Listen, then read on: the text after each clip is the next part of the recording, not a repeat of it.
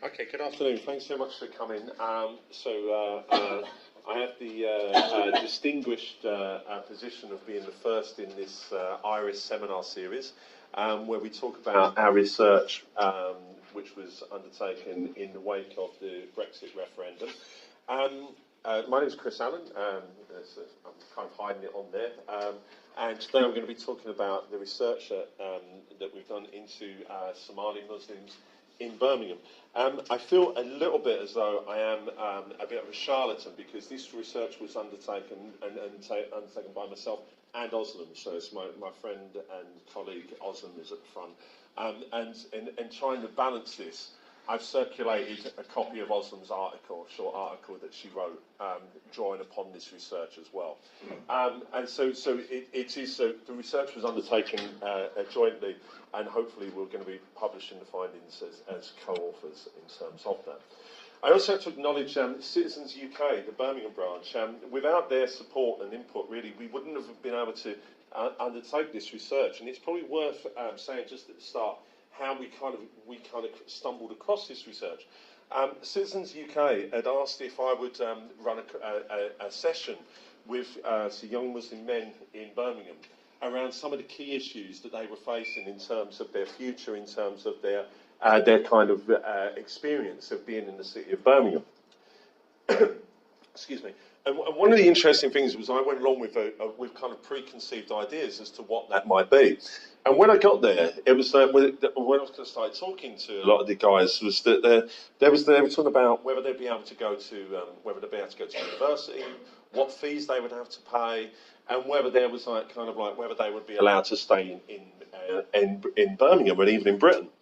And when I was asking the question as to why this was the case, and it came across that a lot of the guys were of some Somali heritage, and a lot were in a kind of secondary migration status.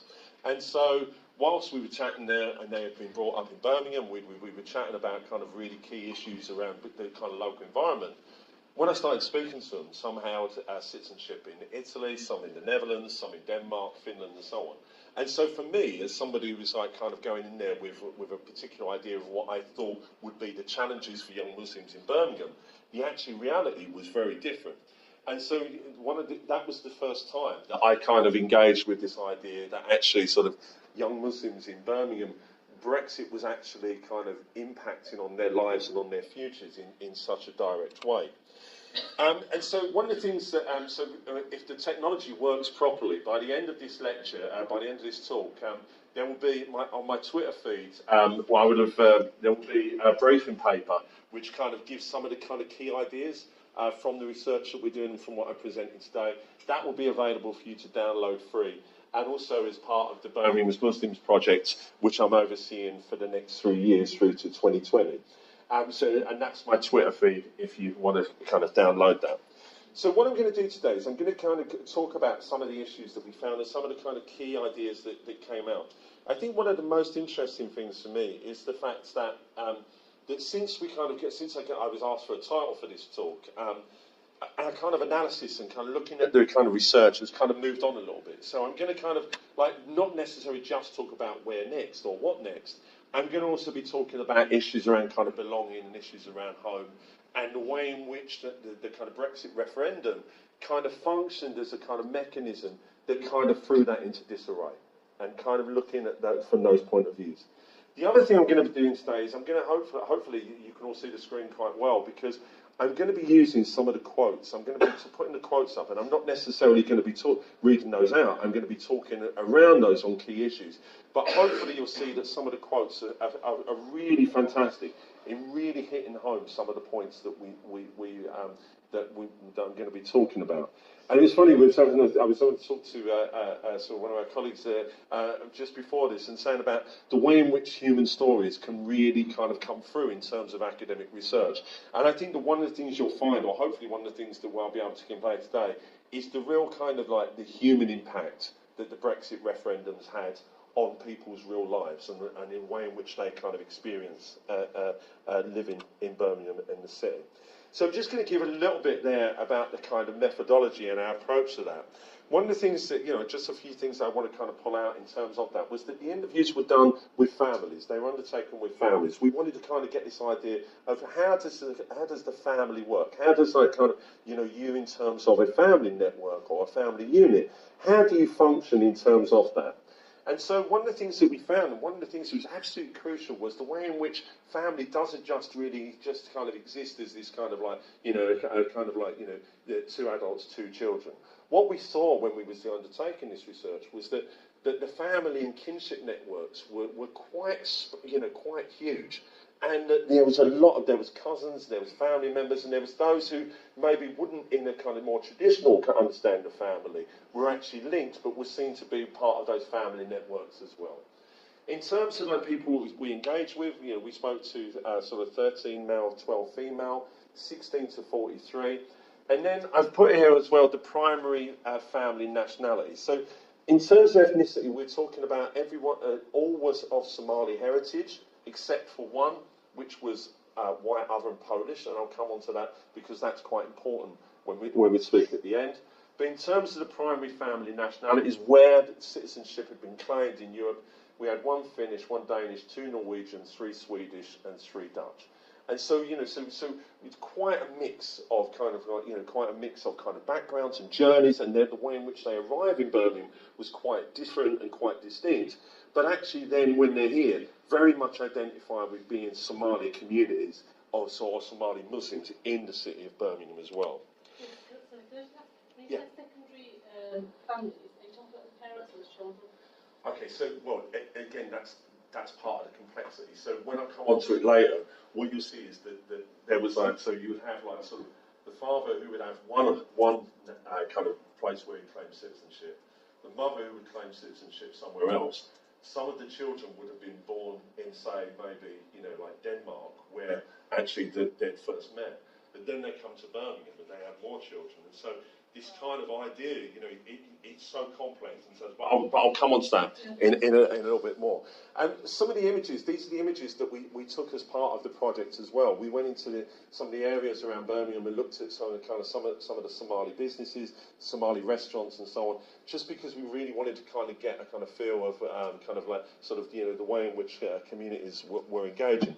So in terms of their journey, and first off, one of the things that really came through was that there was kind of two drivers to why did people, when they've claimed sort of citizenship status, they've been refugees or asylum seekers in another European country.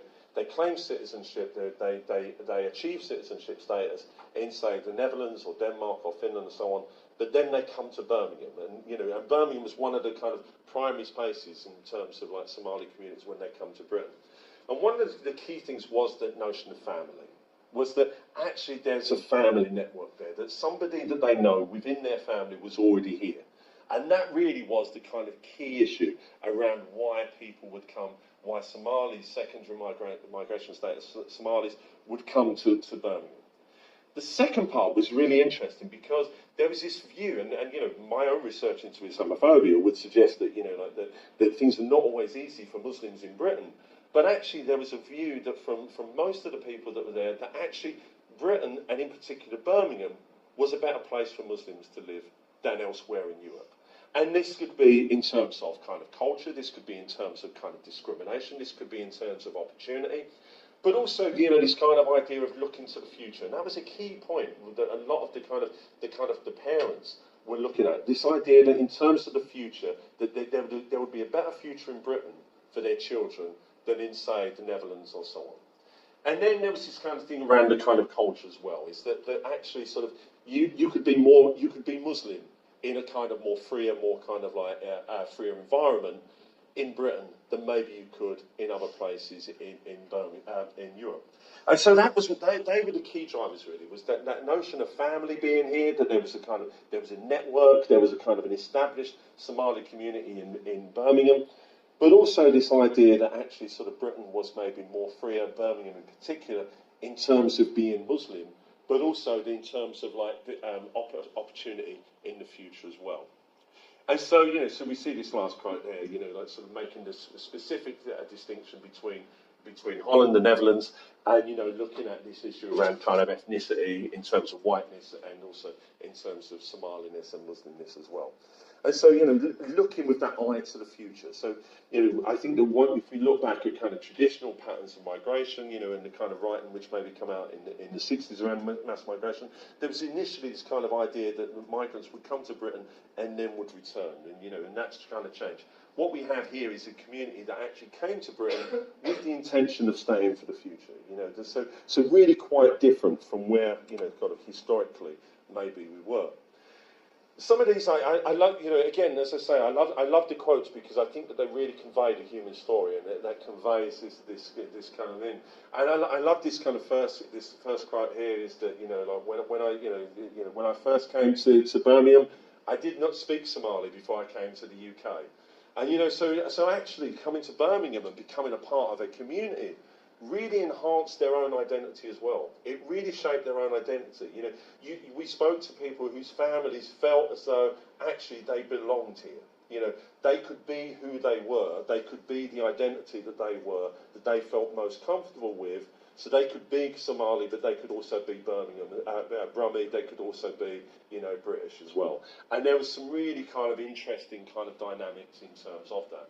There's also ideas around kind of the visibility of being Muslim, that actually there was more of a freedom to feel that to be openly Muslim, to feel that they can be visibly Muslim. And again, this last one, you know, it's you know, myself and Osman have spoken about this so many times, and it's one of my favourites. Is that we spoke to one of the respondents, and he says, my nickname is Mohammed Sweden.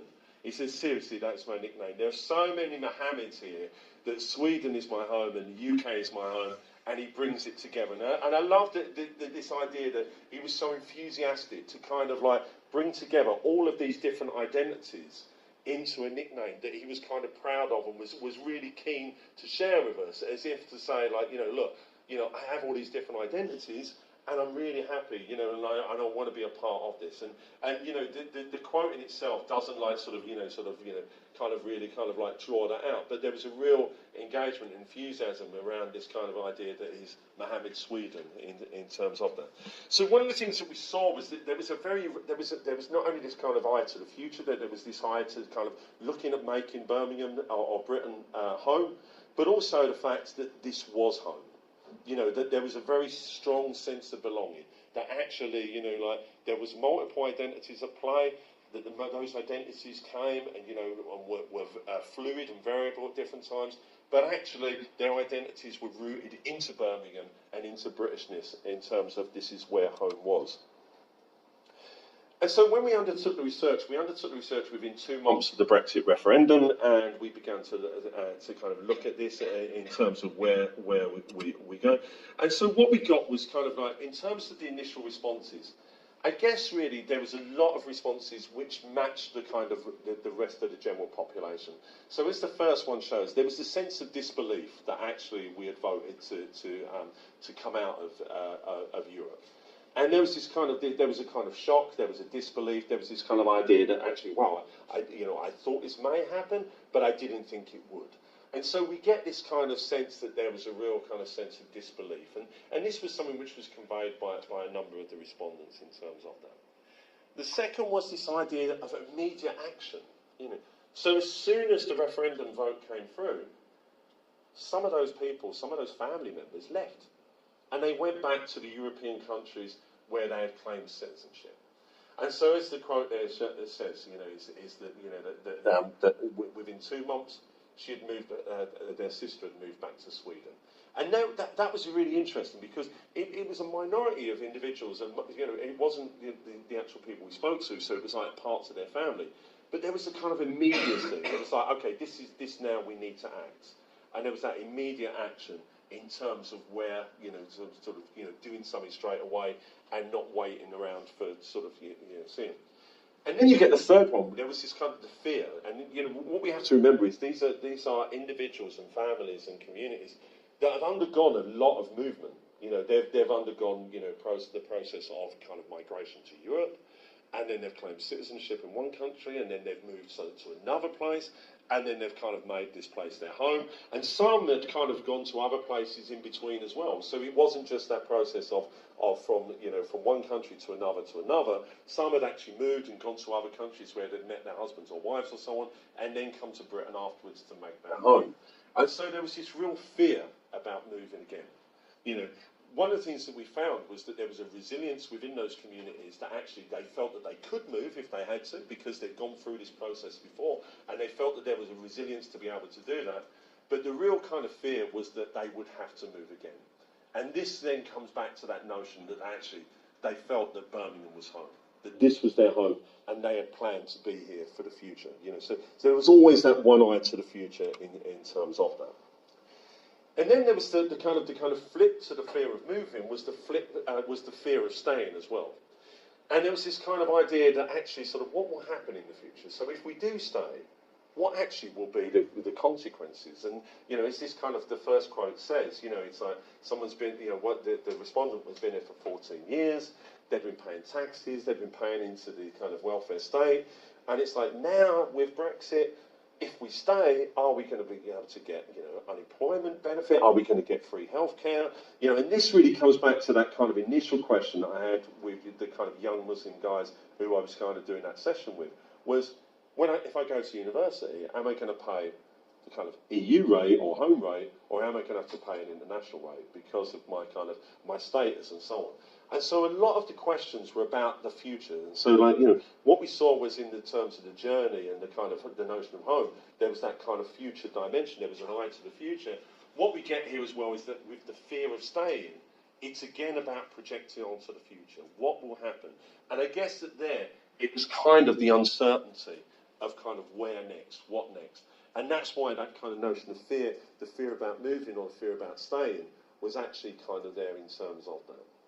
And then the final quote is a really interesting one, because it was the only time that actually sort of this kind of came out. And this was one of the respondents who said that, you know, well, I knew we would eventually have to go back. You know, I always expected that we would be kicked out. I always expected that we wouldn't be able to stay. And it was really interesting because there was a conviction to the kind of like the kind of message. But it felt it was more like a coping mechanism. It felt that it was more like kind of trying to justify the fact that actually that person may not be able to stay in Britain or may have to actually move on somewhere else. And it was, as he says, it was always at the back of my mind, always. You know.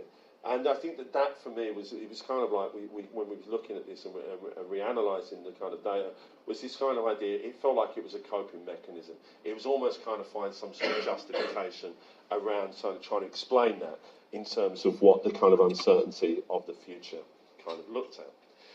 And so I've got a few quotes now to which we're going to look at this kind of the way in which notions of belongings would change. I think we had no doubts that actually when we were engaging with these respondents and we were talking about prior to the referendum, there was no doubt that actually, you know, Birmingham was home. There was no doubt that Britain was home. There was no doubt that actually they saw themselves also, on the whole, as being British as well. You know, they may have, as the Mohammed Sweden, saw himself as having multiple identities, but there was a very real sense in terms of Britishness, you know, in terms of belonging to Britain and belonging to Birmingham in terms of whatever. So one of the things we want to do is just show a few quotes and talk through the impacts that that kind of referendum had on that notion of belonging and on that notion of their futures. And so what we see is that we again see some of the reasons and justifications for actually coming to Britain and coming to Birmingham become then the kind of fears which challenge their notion of belonging. And so, you know, so there's this idea that actually sort of if they have to return, well, actually they're going to experience, or they fear that they're going to experience or encounter and have to deal with all of those issues that kind of were part of the justification for coming to Birmingham. So, you know, so there's like, you know, like kind of, can I be visibly Muslim? Can I be, you know, sort of a Muslim in Holland? Can I actually get a job looking like I'm a visible Muslim?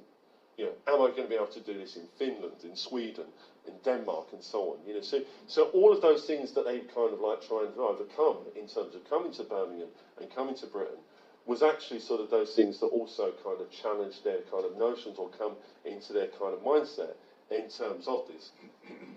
And then there was this kind of idea around kind of sort of, well, what about children? And this idea is like, I don't know how to start life back in the Netherlands. Well, some of the families that we engage with, they had citizenship, and their children had citizenship of those countries, but had never really lived there or were too young to actually remember what it was like there. And so actually returning to a country where, for them it would be like, again, starting afresh, starting anew. And so there was a lot of kind of fears amongst the family around sort of, well, what does this mean for us? There was some of the quotes that I couldn't use in terms of this, in terms of space and time for so on. There were some that were actually too scared to actually leave the country. Some had actually planned to actually go on holiday or go travelling, and actually were too scared to go because they felt that they may not actually be allowed back into the country. That's how quick that notion of kind of separation actually kind of occurred.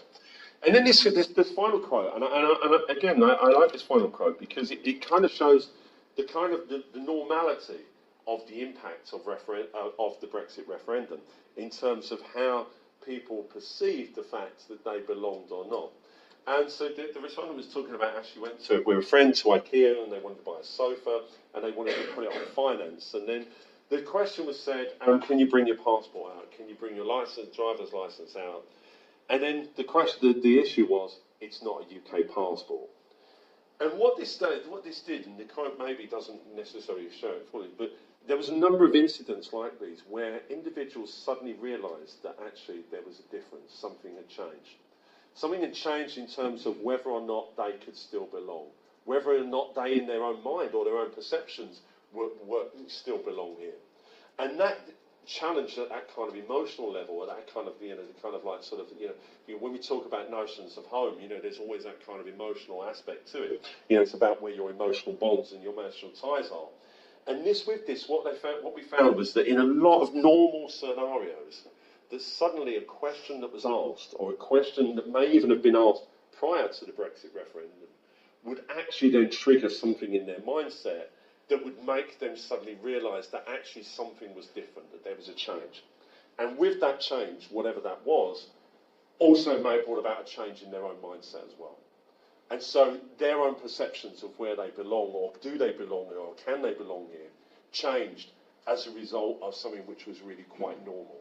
It was something like a little trigger. And this asking for your passport and saying, oh, it's not a UK passport, for her, triggered this sense that, what's going on? I don't belong here anymore. And this is something which, when you look back and compare it with how kind of rooted and anchored these families felt and these communities felt in terms of being in Britain, and then the kind of normality and the kind of like sort of, almost the superficiality of a kind of very, minor question, suddenly brings the reality and the scale of it to mind. And then, so we get this kind of like, we kind of get this kind of the kind of the future responses. And so we had the immediacy of those responses. How did you feel immediately? And some left. But then we have this kind of like what do you do in terms of the future? And so there were some that were talking about sort of return. Some actually what we saw was that families and those kinship networks were broken up very quickly. Is that actually families, some parts of the family that we got in the kind of first one, is that actually sort of the mum decided that, who was 65 years old, she decided that she was going to return to Finland. And of course, when you then look back and you kind of look at the whole interview and the kind of the response, was actually one of the driving forces for those people to get that family to come here was that their mum was in the UK. And then suddenly their mum would go and then their sister would go and then families that are here that have kind of got together and married, that are kind of like maybe, a Danish Somali heritage person and marries a Dutch Somali heritage person. It's like, where do you go in terms of that? And so what you see is that with this, you get this notion of a split of family. It breaks those kinship networks. It weakens that sense of community identity. But what you would see across all of these was it created that sense of otherness. So if you return, you're returning because you don't feel like you belong here anymore. You feel like you are other. We don't have those who said that we're going to apply for residency or citizenship here. And again, this was the interesting point, Shida, the point you asked. So, we had one where there was like a family and they had like kind of 7 kids, and across those 7 children, there was 3 different nationalities in terms of that. And, you know, it's like, well, what happens if, like, you know, sort of one person, you know, what happens if one parent gets residency or citizenship and the other one doesn't? You know, where do those children do? What happens when those children get to a certain age and so on? And so that kind of the anxiety that it caused within that family unit was huge, you know, because the complexity within the families were there. You know, we were looking at it from the lens of, like, Somali heritage families in Birmingham. But actually, within those, the complexity, because of the journeys and the kind of the paths that they've taken to Birmingham, was huge, and that in itself created huge anxiety amongst the family, but also amongst those kind of much more the kind of kinship networks as well. And so this kind of, again, we saw this potential to split family. It questioned that notion of belonging and home, but again, it was that concept of otherness. It immediately felt that you were other. You no longer had to belong, but you no longer belonged because you had to now apply to be here. You had to do something else to prove that you should belong here, that you can stay here in terms of that. And then there was another as well, you know, and sorry, just going back to the last one, you know, as it says here, oh, we were told 3 or 4 years ago to apply for residency. And then they said, well, what was the point? You know, so what was the point? We were here, we were happy, you know, we were belonged, this was home. We don't need to prove, you know, that we need to be here in terms of that. And then the final one was wait and see. And this was the kind of, you know, so, you know, it was just like, so we have to, like, you know, so we just have to wait and see. We have to kind of see what happens. And that in itself created a huge amount of anxiety, because what you saw was in the wider family networks was that some of the family were saying, well, actually, we should go, or some were saying apply for residency, and then there was some were saying, we just don't know. We're just going to wait and see. But again, what we get there is that sense of otherness, and that's the key thing, was the way in which the referendum itself immediately acted as that junction whereby it projected otherness onto people that felt that they were already here in terms of that. So I've just got a couple more slides just to conclude in terms of this. But one of the things that we've done with the analysis, and that's why I said that the title of the kind of talk should have been slightly changed in terms of that, was we were trying to work out how do we explain this? How do we understand? How do we try and work out, or how do we try and theorise, you know, the kind of impact of this? And one of the things that we come across was Yuval Davis's work around the politics of belonging. And for us, this kind of gave us a really kind of interesting theoretical frame through which to look at, which was great for a nice kind of academic audience. But actually, it's actually a really useful lens as well to look at from a non-specialist audience as well, because we understand that notion of belonging. We understand that kind of a notion of home. We understand what makes us feel like we belong in a certain place. And so what we get there was that what happened with the referendum was that the referendum acted in a way that it challenged and questioned and made individuals themselves question whether they belonged. So there was an internal kind of questioning of that belonging, but there was also a kind of external questioning as well. You know, with that referendum vote, overnight there was this kind of distinction made of who can stay, who can't stay, who can belong, who can't belong, and so on. And one of the things that we kind of said was that what we saw from our research was that it removed that kind of sense of individual or familial or community agency. Most of the families that we spoke to felt absolutely powerless in terms of this. You know, there was a sense of powerlessness. Those who kind of decided to leave or go to another country, they acted on the basis of their powerlessness. You know, they weren't acting on a basis of strength, but it was on the basis of necessity in many ways. And so what we saw was that notion of agency was removed in terms of that. And the way in which Yuval Davis speaks about this is that she talks about the politics of belonging as being a political mechanism that functions in line with kind of what she says there, the dirty work of boundary maintenance. And so what we can see is that the referendum was a political mechanism. You know, now, we're not suggesting that there is a kind of deliberate kind of, or more insidious notion of this, but the way in which the referendum functioned was that it actually demarcated, whether it's, you know, symbolically, whether that was internally, externally, however you want to interpret that, but it demarcated us from them. It spoke about who, or it conveyed the message of who can belong and who can't belong. You know, and with that, it was a political function, or political mechanism that functioned to challenge existing notions of belonging and home. And with that, by consequence, identity, you know, cohesion, integration, so on and so on and so on in terms of that. And that's for us is where we kind of found this was being really useful, because if we see that the referendum was this political kind of mechanism, and we see the way in which we can see what its function was and what its consequence was, then we can actually begin to understand those anxieties and troubles and kind of fears and so on that all came out of kind of the research we did in a kind of more sort of interesting way. And one of the things that was great about this was when we looked at this and we were looking through the Yuval Davis and kind of stuff, we actually then looked back at the text and we found that there was this really interesting quote. And whilst of course, like, it's always great to have these kind of nice, like, kind of little academic things that we can kind of draw on. Actually, the function, that function of the political mechanism was understood by some of the respondents themselves. But they weren't using, obviously, the kind of academic language. And this, it says that those voting leave created that segregation. Because they created that line of segregation, you are forced to make a choice. And if you take this back to this idea here around the dirty work of boundary maintenance in terms of the way in which it functions, actually, this is what that respondent is saying, is that when they talk about that line, they're talking about the kind of dirty work of boundary maintenance. It's like, do you belong here or do you not belong here? Can you belong here or can you not belong here? And actually that came through very, very strongly in terms of that.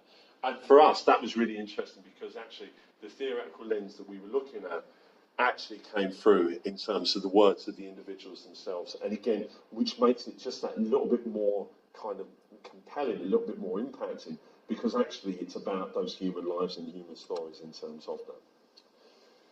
And so what we said was that, so whilst that line was far from real, what it does is it kind of plays with those kind of emotional bonds. So yes, we get this political mechanism, but also it functions emotionally as well. It functions about your emotions, about your emotional ties, your emotional belonging, but it also functions in the way in which you just go about your everyday life and your everyday experience in terms of that. Now, right at the start, I said, and I'm just going to wrap up now and just give a really, what we think is probably one of the most interesting and also one of the most insightful analyses which come out of this. And it really does hit home the way in which this kind of, the function of this works in terms of political mechanism. And right at the start, I said that all of our respondents were of Somali heritage, apart from one who was Polish. And so the family was black Somali heritage, female, white other Polish revert to Islam.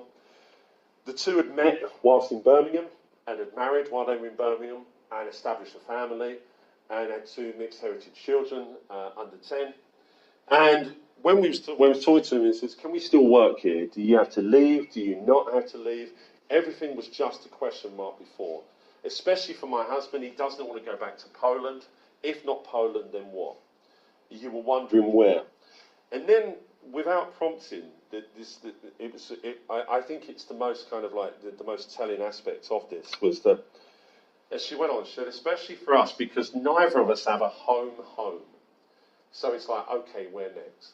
And when you think about that, home, I just love that it captured for me the way in which that this worked. It destroyed families. It created a whole sense of contention, contentious kind of like fears, anxieties around where actually is our home, and actually whether whether they're Polish origin, whether they're Somali heritage, whether they're Dutch, whether they're whatever their kind of their citizenship is that actually Birmingham was their home, and Birmingham is where as a family they belong. And when you have something like this politics of belonging, this political mechanism that actually then not only kind of like sort of breaks up families and communities, but actually leaves families in a position where they don't have a home, they don't have a home, then that really for me was the most compelling part. And I think that was the most touching moment in terms of the research that we did, but also the most touching moment in terms of the impact that we saw that Brexit has, not just on the communities that we were looking at and the families we're looking at, but much more on a grander scale across a lot of different communities from a lot of different backgrounds that are going to be in very similar positions in terms of that. So thanks so much. That's I'm happy to take questions and hopefully give some reasonable answers. But thanks so much for that. Do have a look at the briefing paper that myself and Oslam have pulled together. Do also have a look at Oslam's article, because as I say, it was research that was done by the two of us, and I'm just hogging the limelight today in terms of presenting. So thanks so much.